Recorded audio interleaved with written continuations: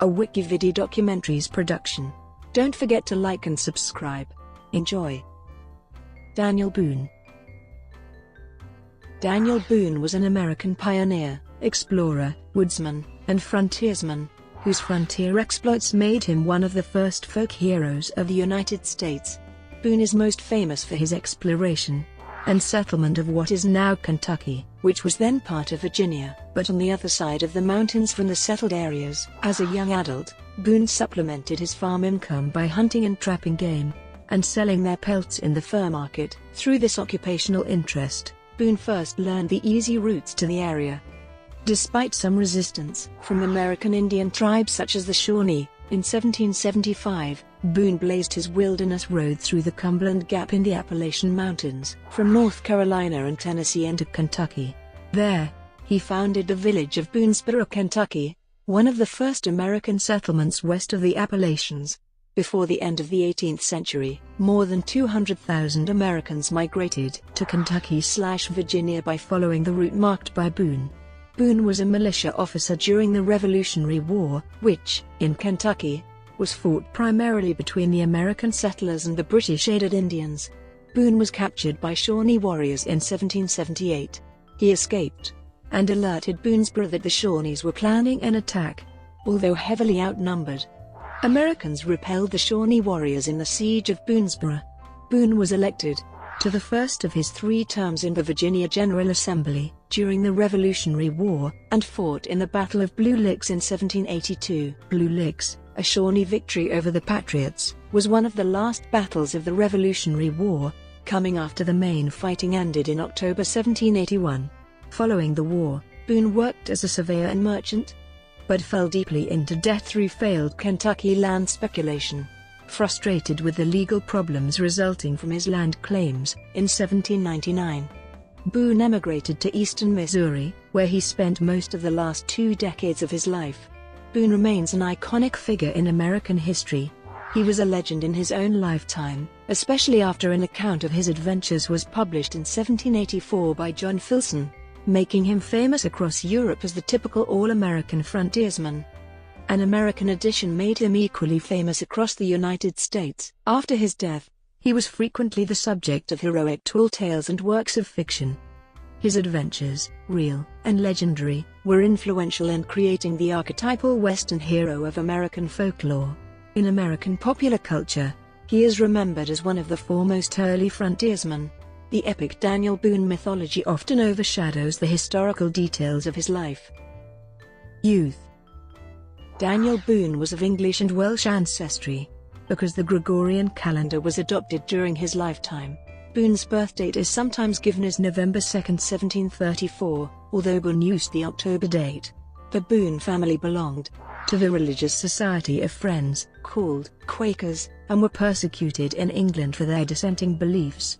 Daniel's father, Squire Boone, emigrated from the small town of Bradninch, Devon to Pennsylvania in 1713, to join William Penn's colony of dissenters. Squire Boone's parents, George Boone III and Mary Morgridge, followed their son to Pennsylvania in 1717, and in 1720 built a log cabin at Boonecroft. In 1720, Squire Boone, who worked primarily as a weaver and a blacksmith, married Sarah Morgan. Sarah's family were Quakers from Wales, and had settled in 1708 in the area which became Toamencon Township of Montgomery County. In 1731, the Boones moved to Exeter Township in the Earlay Valley of Berks County, near the modern city of Reading. There they built a log cabin, partially preserved today as the Daniel Boone Homestead. Daniel Boone was born there, November 2, 1734, the 6th of 11 children. The Daniel Boone Homestead is just 4 miles from the Mordecai Lincoln House, making the Squire Boone family neighbors of Mordecai Lincoln, the great-great-grandfather of future President Abraham Lincoln. Mordecai's son, also named Abraham, married Anne Boone, a first cousin of Daniel. Daniel Boone spent his early years on what was then the edge of the frontier. Several Lenape Indian villages were nearby. The pacifist Pennsylvania Quakers had good relations with the Native Americans, but the steady growth of the white population compelled many Indians to move further west. Boone was given his first rifle at the age of 12. He learned to hunt from both local settlers and the Lenape. Folk tales have often emphasized Boone's skills as a hunter. In one story, the young Boone was hunting in the woods with some other boys, when the howl of a panther scattered all but Boone. He calmly cocked his rifle and shot the predator through the heart just as it leapt at him. The validity of this claim is contested, but the story was told so often that it became part of his popular image.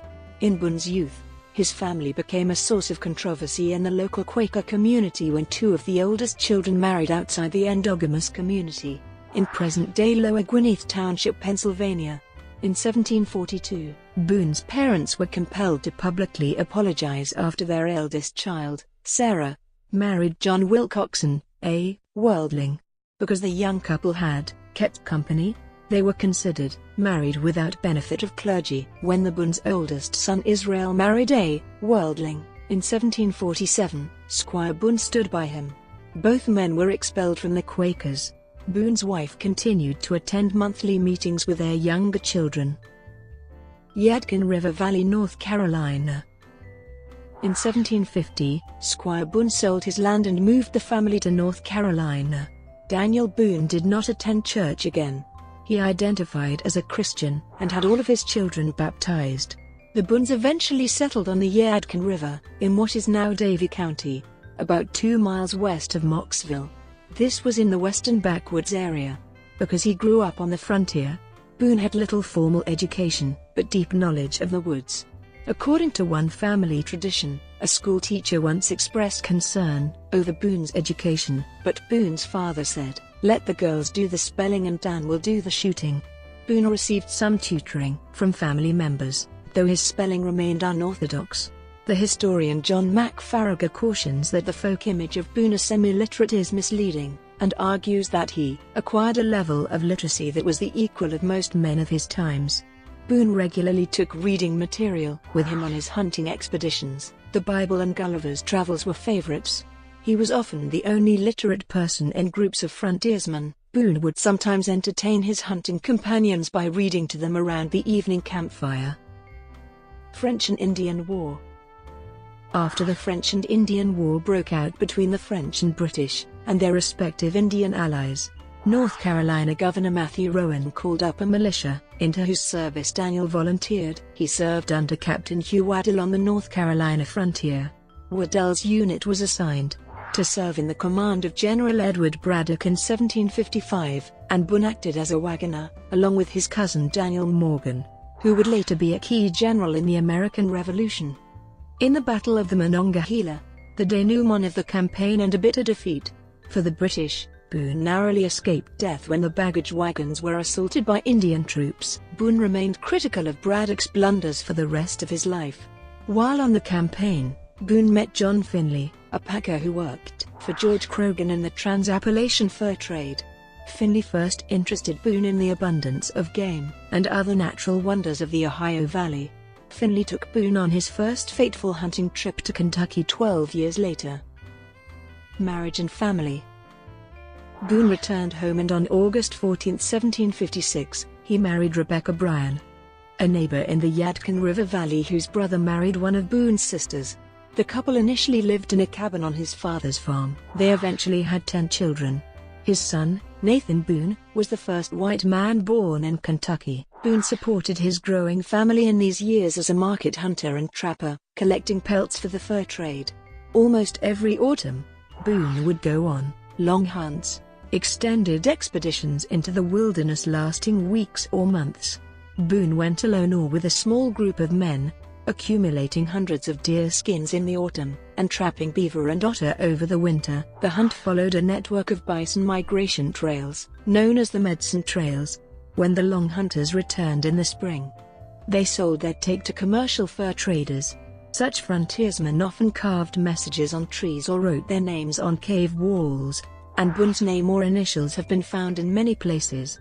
One on a tree in present Washington County, Tennessee reads, "D. Boone Silday, bar on tree in the year 1760. A similar carving, preserved in the Museum of the Filson Historical Society in Louisville, Kentucky, reads, D. Boone killed a bar, 1803. The inscriptions may also be among numerous forgeries of the famous trapper, part of a long tradition of phony Boone relics. Cherokee conflict, temporary move to Virginia. In 1758, a conflict erupted between the British forces and the Cherokee, their allies in the French and Indian War. After the Yadkin River Valley was raided by Cherokee, the Boones and many other families fled north to Culpeper County, Virginia. Boone served in the North Carolina militia during this Cherokee uprising. His militia expeditions went deep into Cherokee territory beyond the Blue Ridge Mountains, and he was separated from his wife for about 2 years. In 1762, Boone, his wife and 4 children moved back to the Yadkin River Valley from Culpeper. By the mid-1760s, with peace made with the Cherokee, colonial immigration into the area increased. The competition of new settlers decreased the amount of game available. Boone had difficulty making ends meet. He was often taken to court for non-payment of debts. He sold his land to pay off creditors. After his father's death in 1765, Boone traveled with his brother Squire and a group of men to Florida, which had become British territory after the end of the war, to look into the possibility of settling there. According to a family story, Boone purchased land near Pensacola, but Rebecca refused to move so far away from her friends and family.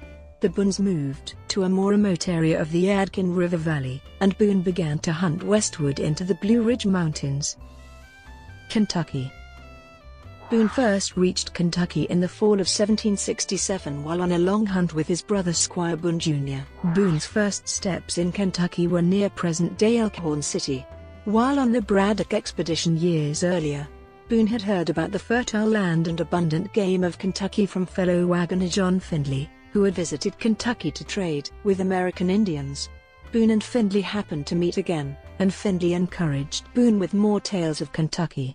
At the same time, news had arrived about the Treaty of Fort Stanwix, in which the Iroquois had ceded their claim to Kentucky to the British.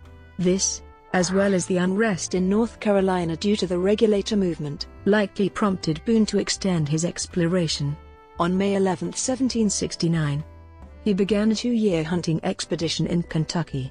On December 22, 1769, Boone and a fellow hunter, Benjamin Cutbirth, were captured by a party of Shawnees, who confiscated all of their skins and told them to leave and never return.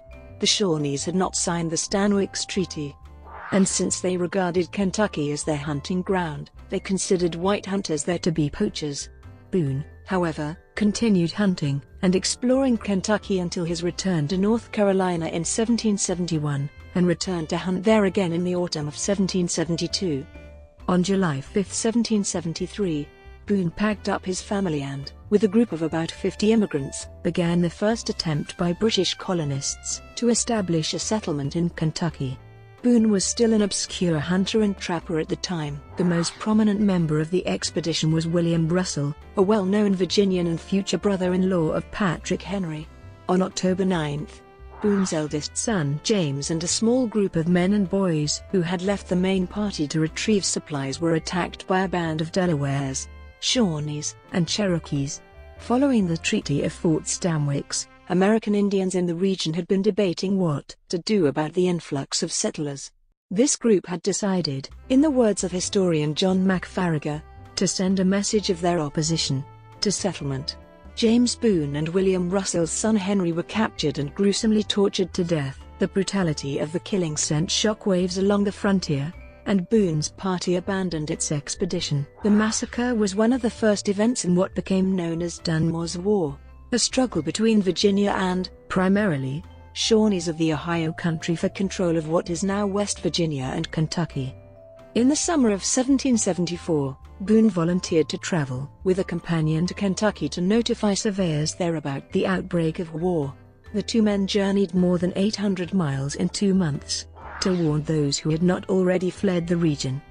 Upon his return to Virginia, Boone helped defend colonial settlements along the Clinch River, earning a promotion to captain in the militia, as well as acclaim from fellow citizens. After the brief war, which ended soon after Virginia's victory in the Battle of Point Pleasant in October 1774, the Shawnees relinquished their claims to Kentucky. Following Dunmore's War, Richard Henderson, a prominent judge from North Carolina, hired Boone to travel to the Cherokee towns in present North Carolina and Tennessee and inform them of an upcoming meeting. In the 1775 treaty, Henderson purchased the Cherokee claim to Kentucky to establish a colony called Transylvania. Afterwards, Henderson hired Boone and Cutbirth to blaze what became known as the Wilderness Road, which went through the Cumberland Gap and into central Kentucky. Along with a party of about 30 workers, Boone and Cutbirth marked a path to the Kentucky River, where they founded Boonesborough. Other settlements, notably Harrodsburg, were also established at this time. Despite occasional Indian attacks, Boone returned to the Clinch Valley and brought his family and other settlers to Boonesborough on September 8, 1775. Brought to you by WikiVidi documentaries. Would you like to know more?